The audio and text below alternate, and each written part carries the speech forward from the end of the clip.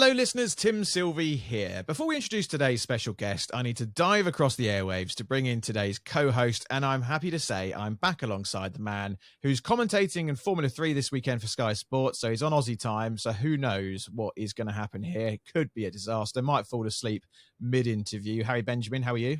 No, I'm far too professional to do that. I am a tad tired. I stayed up very late. We're recording this on, the Thursday, so I stayed up very late last night, got up early this morning, so I can have an afternoon nap and then get up for the evening to do practice F3. Then it's quali, and then obviously there's F1 going on as well. So it's a struggle, but you power through and you run on adrenaline. So I've got all my I've done all my notes here. I've got my little track notes all ready. Oh, well done. Look at that. Look at the detail. All color coded. Look at you. Yeah, there's no colour. There's no actual reasoning for the colour code. I just get bored and change colours. So there's no actual reason for it. But yeah, no, I'm doing all right, mate. Doing all right.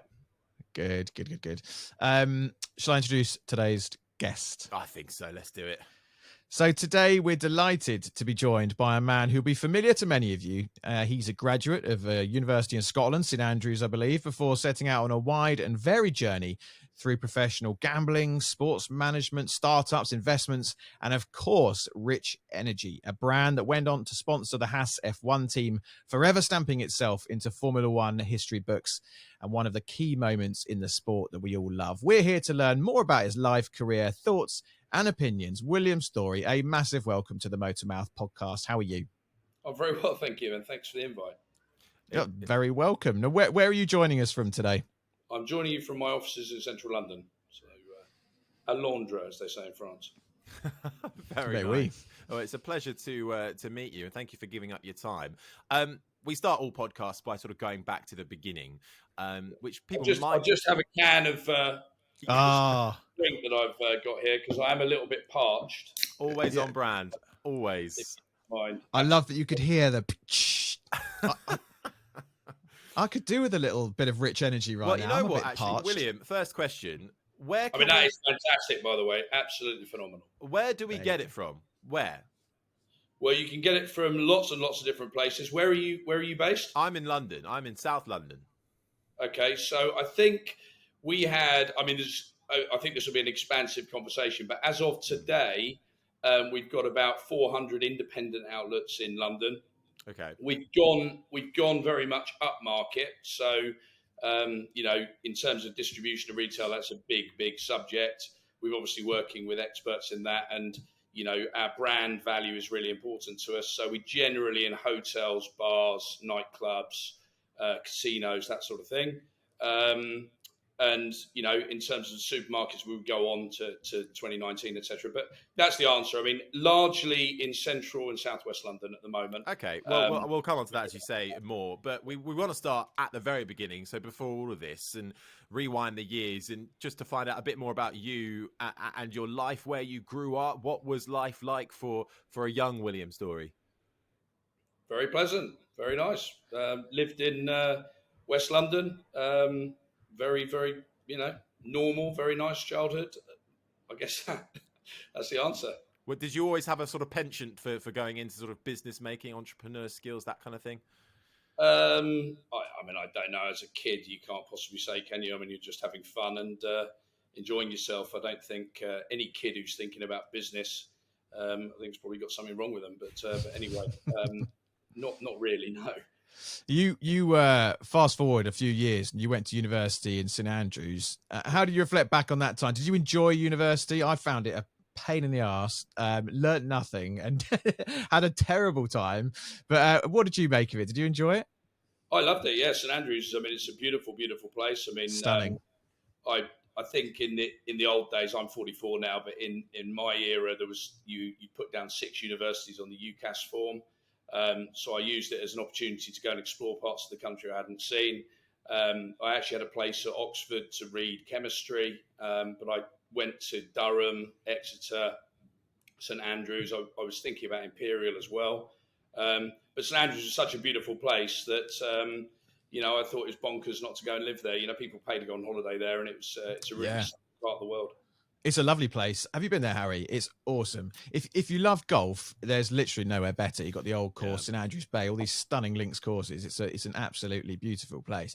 And after university, there's obviously various reports about what you were involved with, whether it was a tobacco farmer in Zimbabwe, professional gambling, managing boxes. What came first after university?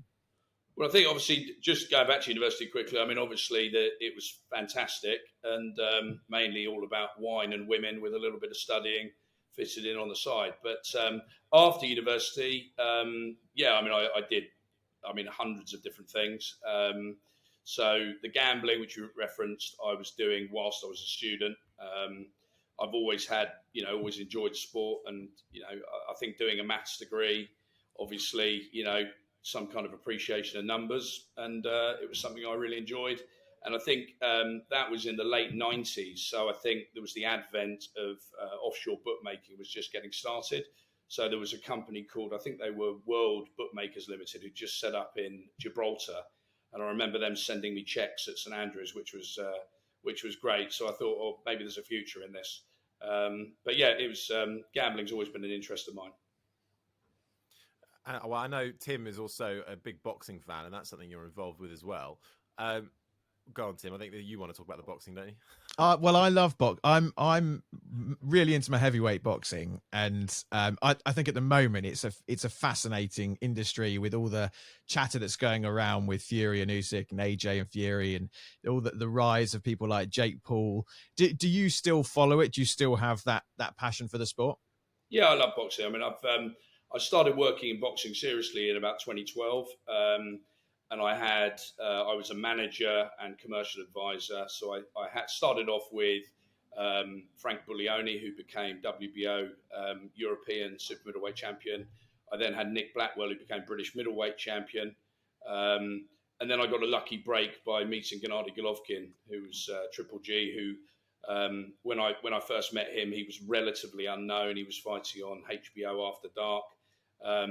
And I started working with him at that stage. And then my final fight with him was Canelo, which was in Vegas in 2017, I believe, the first one. And in his first fight with me, I think he earned 400,000. And in his last fight, he got 30 million. So that was a step up. But boxing is a unique business and sport that most people, I don't think, quite understand, and you either get it or you don't. It's one of those things, a little bit like horse racing. People are either experts or clueless. I think Matchroom did a brilliant job, because obviously they had a brilliant relationship with Sky over many years, which was built up by Barry Hearn. I think, by the way, leaving Sky was a catastrophic mistake by them, but that's a different story. But it's a very interesting scene. I think the Fury-Usyk fight is the one that should happen. One of the things that's frustrating when you work with in boxing is that a lot of the PR of these guys is, I'm a fighting man, I'm this, I'm that. There are so many fighters who swerve other opponents. There's very few. One of the most refreshing things about Golovkin was that he would fight anybody. He would fight Andre Ward, he'd fight Carl Froch, he'd fight people who are much bigger than him. None of them wanted to go near him because, at his peak, he was an absolute destroying, he was an absolute wrecking ball. And the heavyweight scene, what's frustrating about it is the only fighters who will actually fight anybody are the likes of Chisora and Dillian White, who are probably like B string in terms of elite level at the moment. And, I think I've seen Fury, pull out of fights. I mean, many years ago, he swerved David Price, who was at that time the British heavyweight champion, who was knocking everyone out, eventually lost to Tony Thompson. Fury deliberately swerved that fight. He pulled out the Alexander Ustinov fight after the weigh-in. So, what's going on with Fury Usyk, I don't know, but boxing's all about risk-reward, and Usyk is high risk and relatively low reward. So you've got somebody like Joshua, who is a very marketable box office fighter, but who's frankly useless at the top level. He is a much better bet for somebody like Fury because it's an easy payday. He'll run rings around Joshua, beat him up for fun, likely go 12 rounds because Fury doesn't have a great deal of power, but he's a fantastic boxer, and then you get the rematch. So both of those guys want to avoid Usyk. But obviously, Wilder's another name in there. And, it's a very interesting scene at the moment.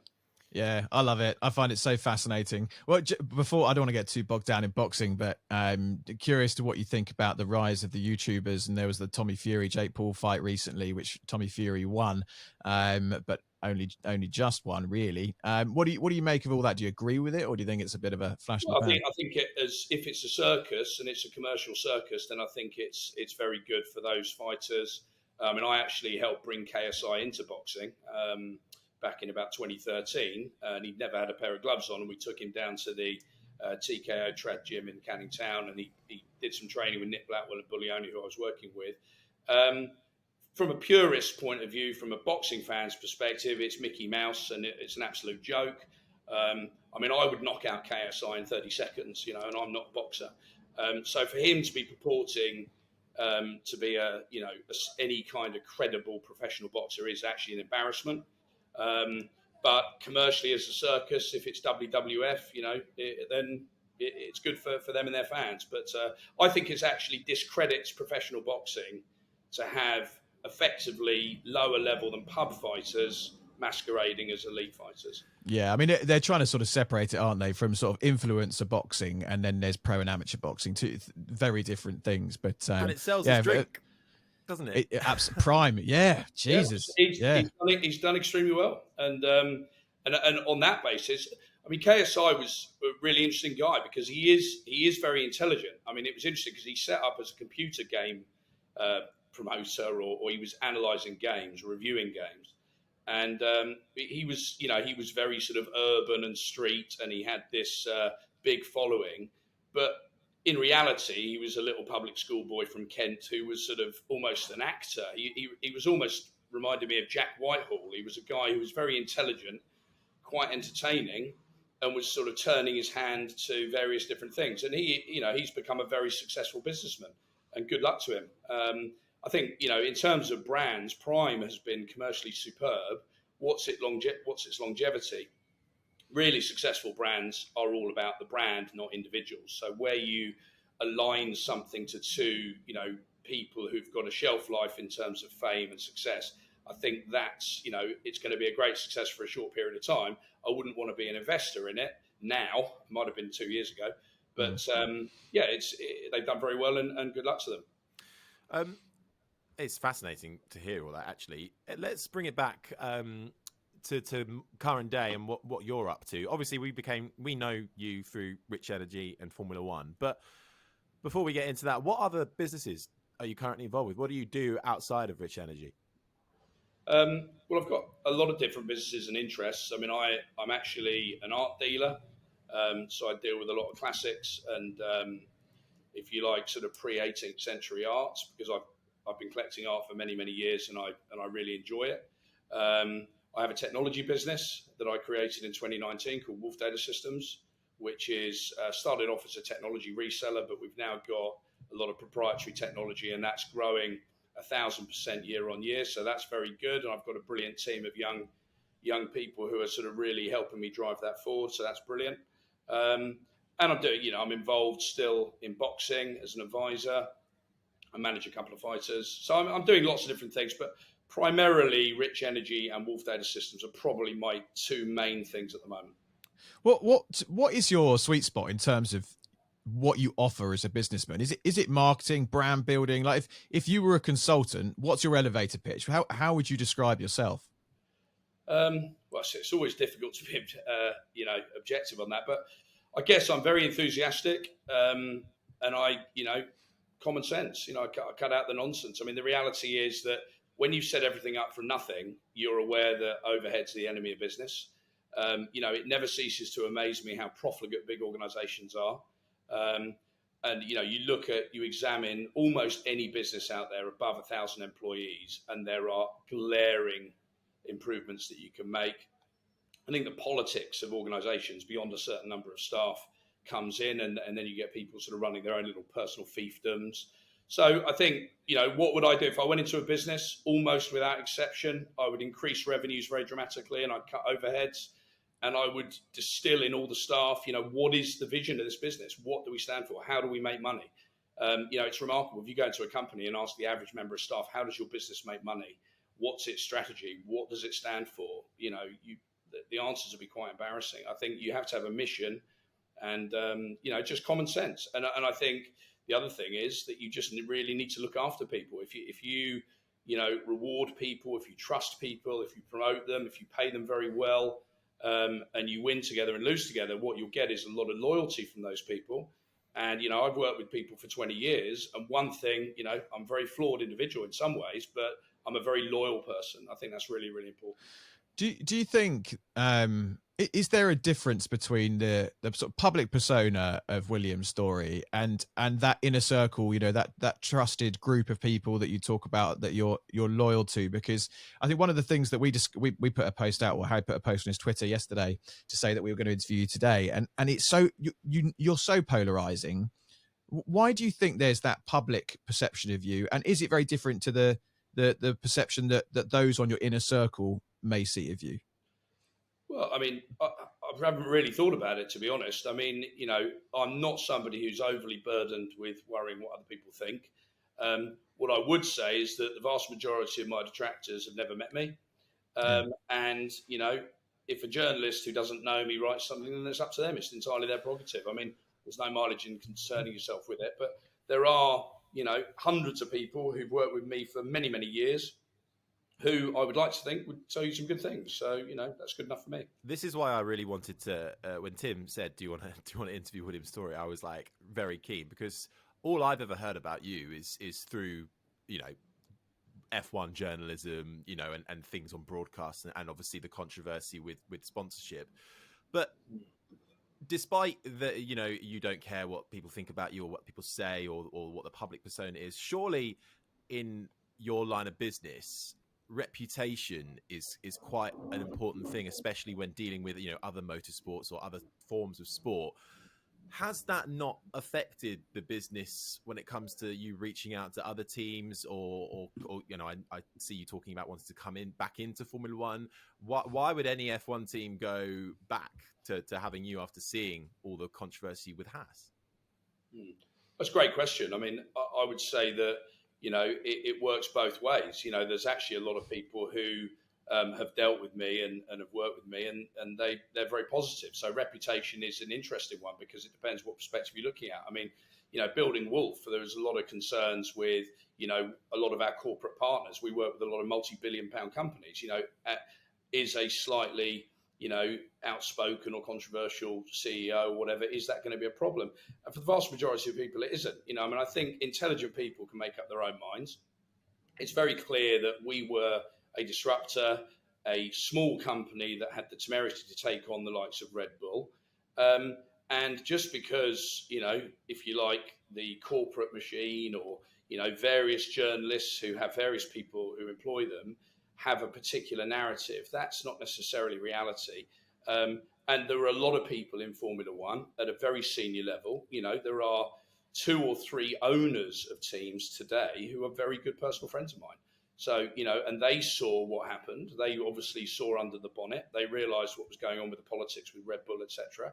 And they had a great deal of empathy with our position. And in fact, I think that those 3 people in particular would be very, very supportive of us coming back. I mean, I think what was interesting is that when we were in Formula One in 2019, there was this uniform analysis of our competitors, if I could put it that way. And I think what happened in Abu Dhabi really shone a light into some of the politics in Formula One.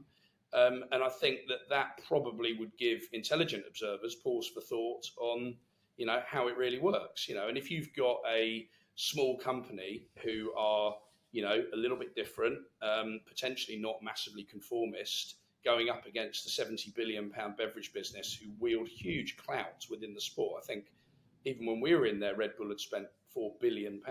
Clearly, they had a lot of weight. In 2017, I tried to buy a Formula One team. I had the money, to buy Force India. We had a fantastic business plan. I agreed a deal with Vijay Mallya. I went to sign the contract with him. And literally, he was warned off by lawyers whilst we were sat there ready to sign contracts.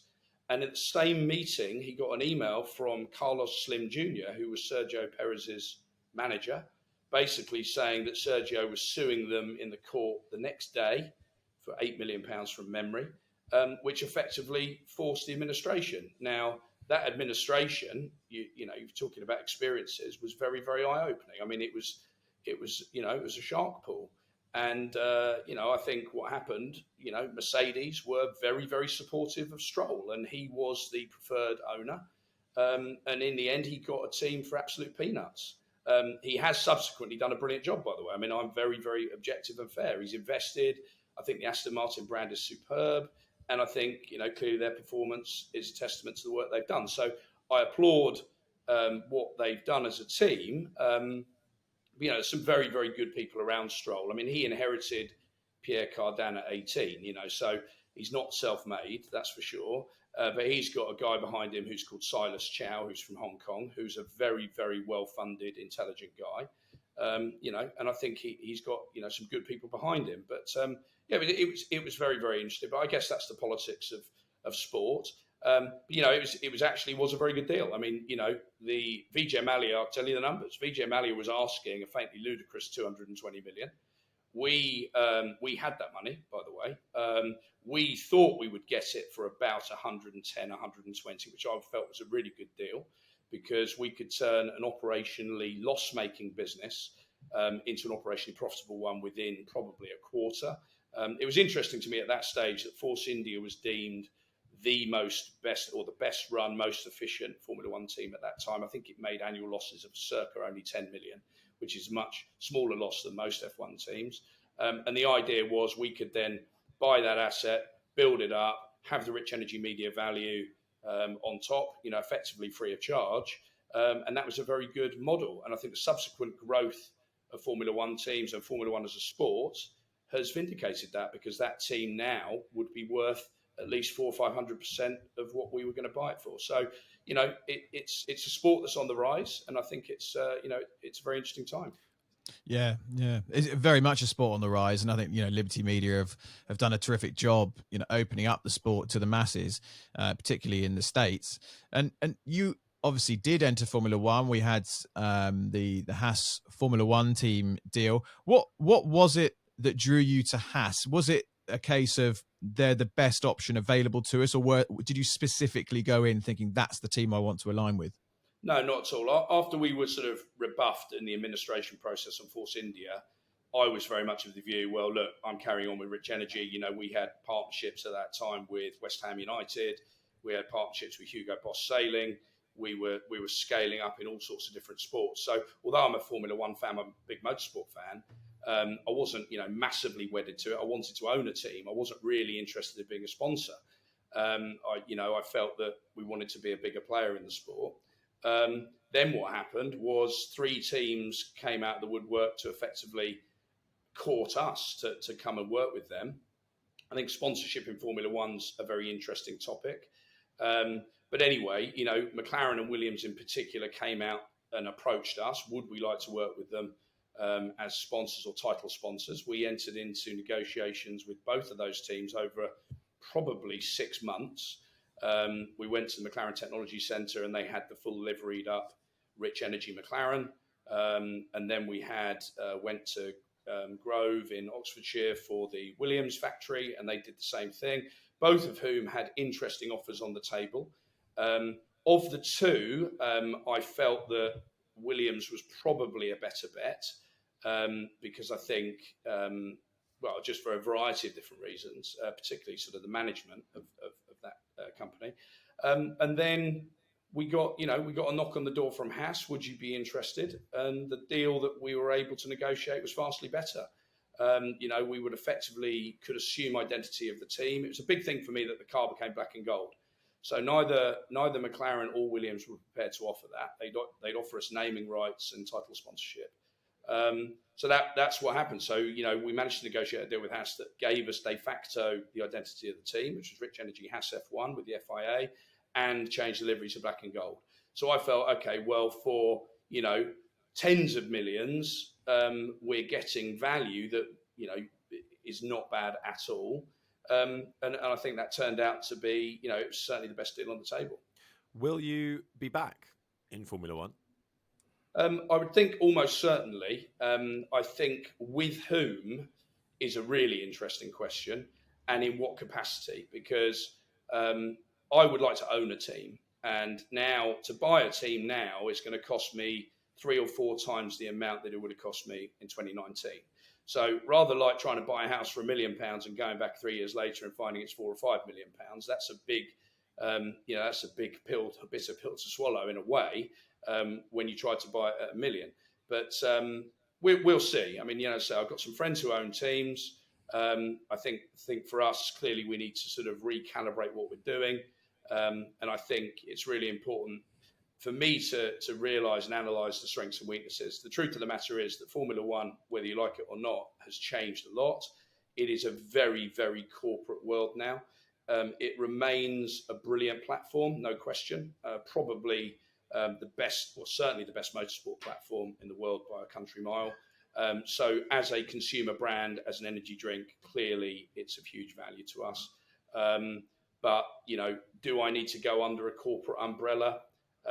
Do I need to work with a team, with a group of PR people and, shall we say, so the people who speak the language of the corporate world a little bit better? Possibly. I think you need to be pragmatic and learn. But I think it's when, not if. But I think we're currently cracking on with the day job whilst we sort of think about it. Yeah, it's really interesting. With the Haas deal, despite everything that happened, before all that kicked off and you had the issues with White, etc., how did it feel to see that black and gold car come out with Rich Energy emblazoned on the side, putting aside the business side to it and, the mass awareness and all the other benefits that came with it? From a personal perspective, how did it feel to see that on the side of a car? To be honest, it didn't really mean much to me at all. That's the harsh truth. Ultimately, you expect these things. If you're trying to build something, clearly that's what you want to do. If you're there to win, you shouldn't be shocked if you win. But yeah, I mean, listen, we were on track. It wasn't displeasing, but I just thought, right, what's the next challenge now? How do we crack on with it? And clearly, the workload had gone up massively with that deal. We had supermarkets knocking on our door suddenly. And we had a lot of distribution and commercial deals that I was actively engaged in. I mean, Rich Energy was always effectively me. I was the marketing department. I was the finance department. I was the logistics department. So ultimately, I was very heavily engaged in everything. Now, obviously, I subbed out certain work. We had various different partners, but all decisions were made by myself. So I had a lot to do. So, I mean, in the end, I think at I was the guy who actually was, at the launch in Barcelona on the testing, I was there for the least amount of time because I had a lot of work to do. Yeah. Would you ever, with everything that's happened, all the water under the bridge in terms of rightly or wrongly, the public or general race fan perception of Rich Energy and you individually, would you ever consider a position where you get yourself back into the sport, but you hire someone who becomes the public face of Rich Energy that has that perhaps maybe toes the line more, less polarizing, that can really be the sort of knight in shining armor that comes along to put that different spin on Rich Energy? Would that be something that you would consider? Do you mean sort of Rich Energy's Helmut Marko or Christian Horner? Is that what you're saying?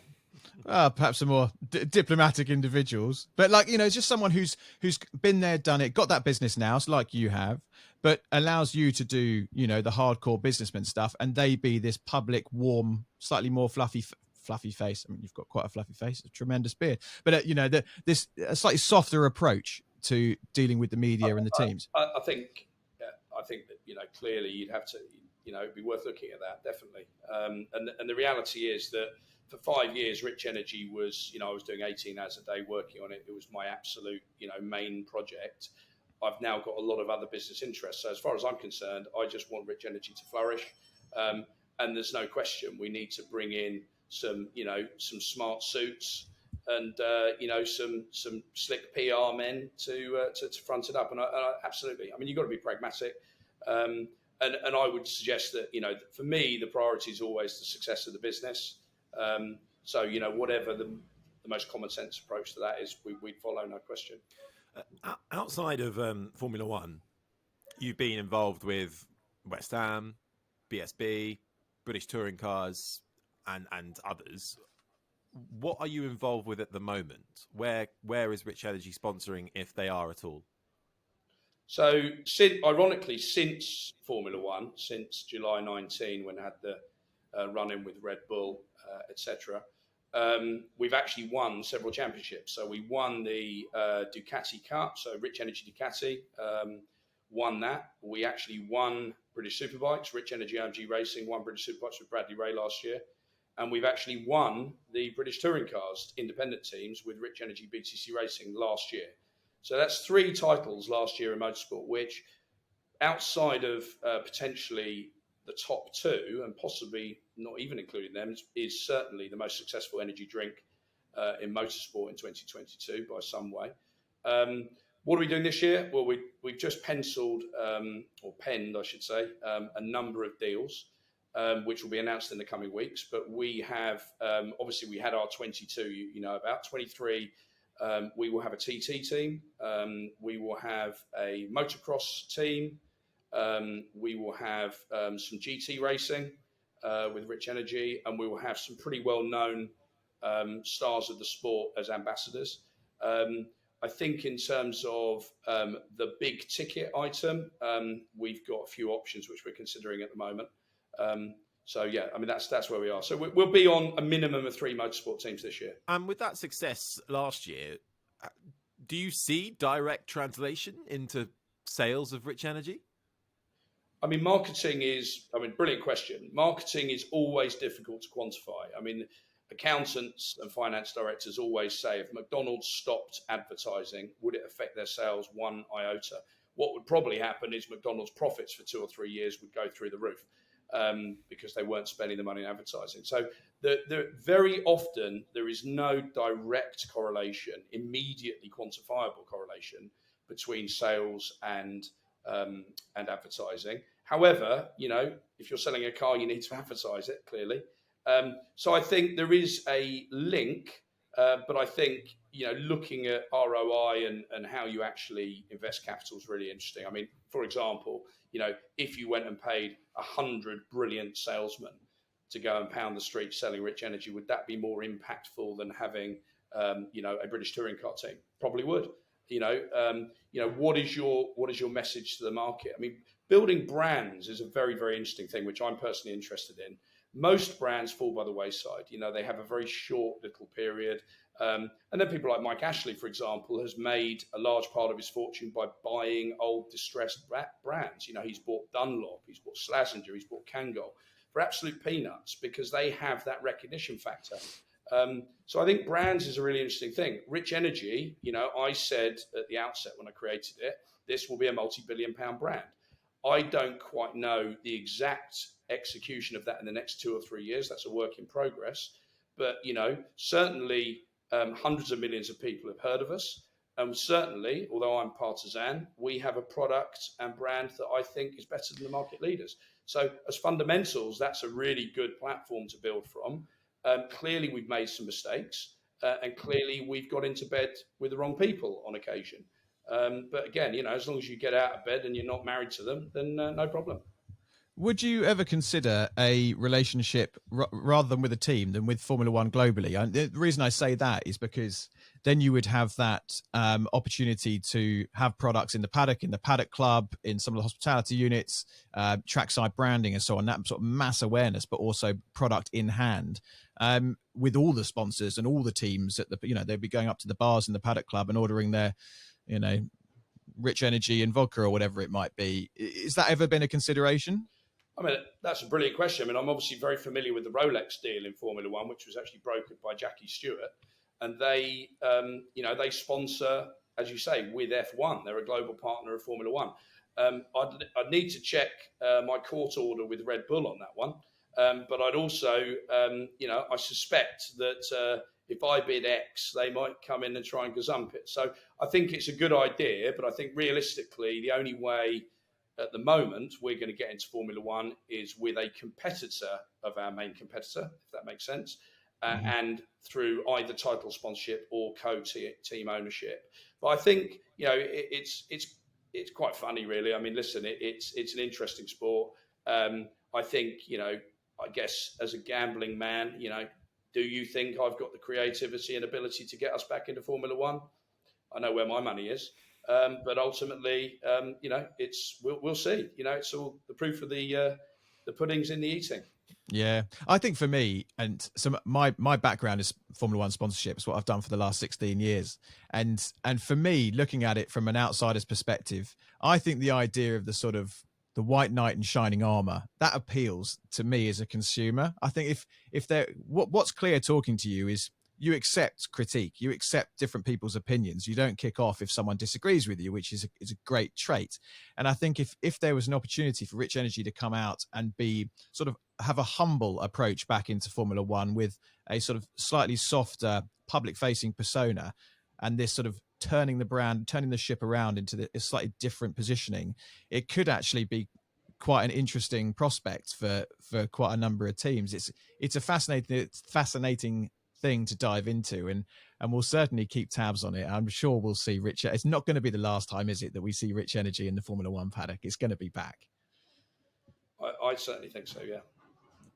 Yeah, no, it's an interesting stuff. Now, I'm curious to get behind the man a little bit. What gets you out of bed in the morning? What is it that motivates you? I've heard you say before in another show, it's not money.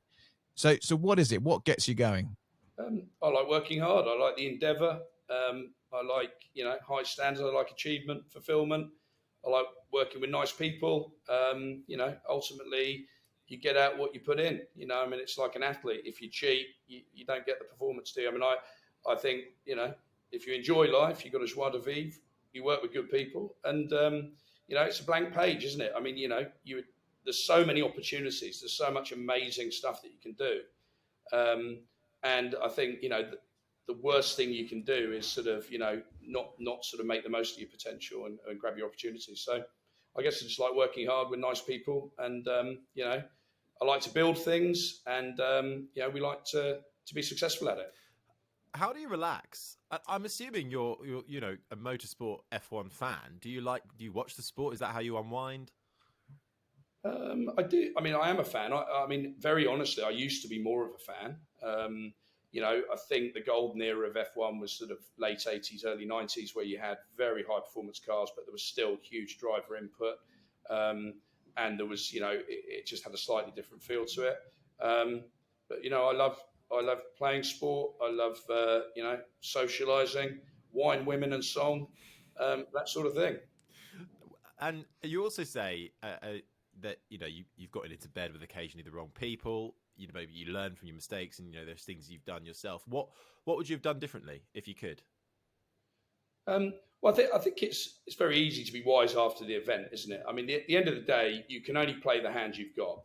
And if you play the hand as well as you can, if somebody runs into the casino and steals all your chips, then, you know, that wasn't necessarily, it was sort of slightly out of your hands. I could never have foreseen that Haas would be dishonest and disloyal. I could never have foreseen that, you know, I would have my main competitor launch repeated legal actions on what I personally felt was spurious grounds. I couldn't have foreseen that some investors who were enjoying stratospheric growth on their investment would be stupid enough to try and steal Rich Energy from me, and try and take the business. You know, so I couldn't have foreseen those things. So the irony is that had I been less capable, I probably would have had less problems. So it's one of those things, isn't it? You know, so I think it was really educational. You're always learning. You know, I say the first time in life's an experience, second time's a mistake, third time you're an unrepeatable word. You know, we've had some experiences, we've made some mistakes. We're hopefully going to avoid being unrepeatable words.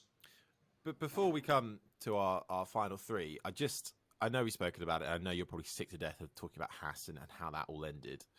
But, you know, you say they were dishonest, disloyal. Yep. What did they do? What did they lie about? Well, I mean, I think very simply, I did a deal with them. I shook hands with Gene and Gunter. I signed a contract.